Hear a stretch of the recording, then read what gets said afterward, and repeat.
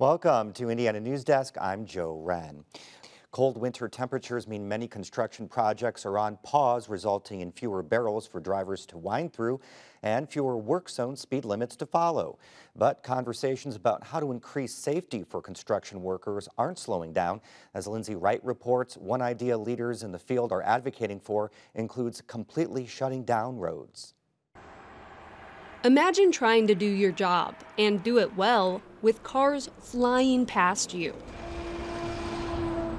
You can feel the semis. If you're too close to the barrels or the devices they have between us and the traffic, the semis will blow your hard hat off your head.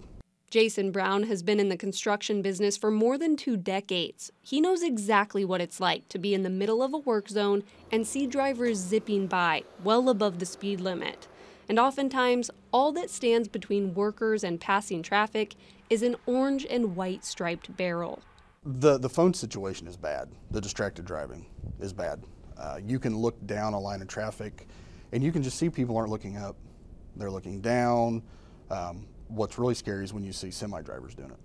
Brown says working in these areas can be unnerving, even without all the cars. It's a dangerous job, and industry leaders say distracted driving is on the rise.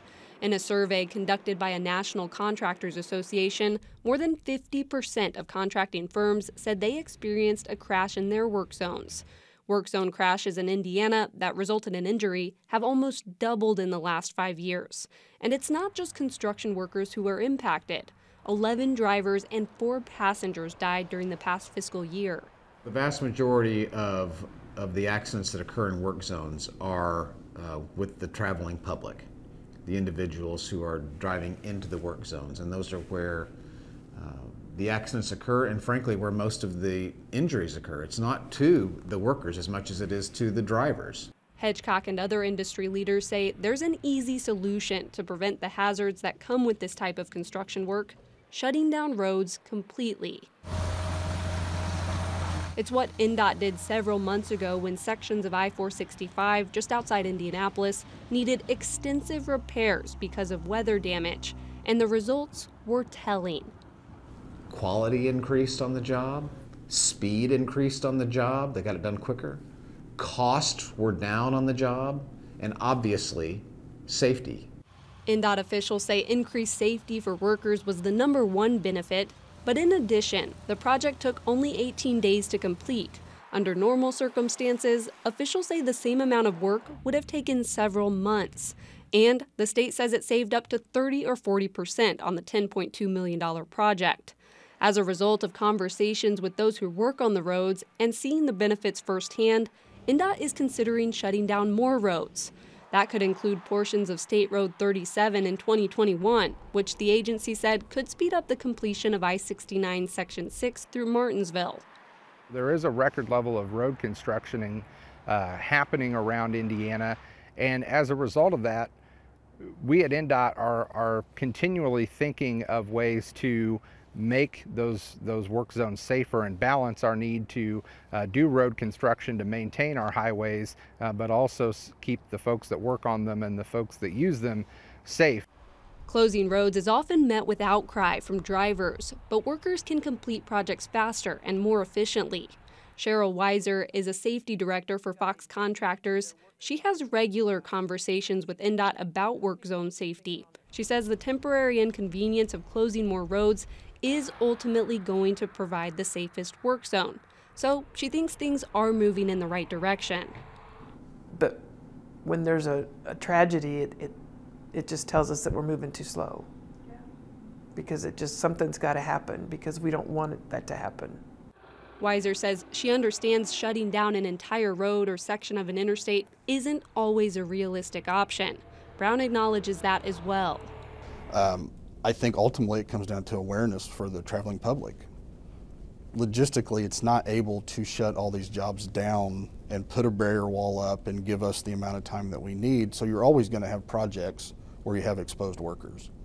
Brown says the road construction industry has worked hard over the years to increase safety in work zones, but so much of it is out of their control.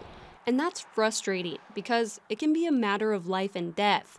Oftentimes, the accidents are preventable. He has a family he wants to come home to every night. and he wants to see his coworkers do the same. I've got guys that are on the crews I run. I've known them for 20 plus years.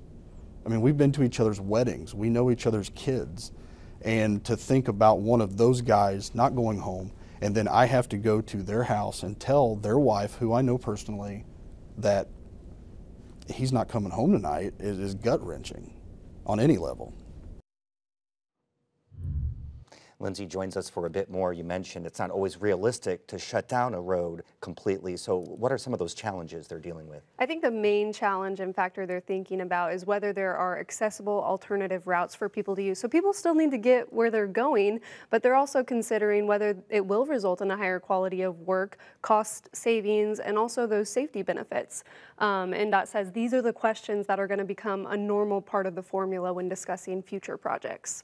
So say a road can't be shut down. Are they thinking of other ideas on the table to help with safety? All of the people I talked to brought up camera enforcement. So you're driving through a work zone and you're captured speeding, you get issued a ticket. Nearly half of the states do some type of this enforcement. An Indiana representative, Jim Pressel, is actually drafting a bill he plans to file in the upcoming legislative session that would, include some of these regulations in work zones.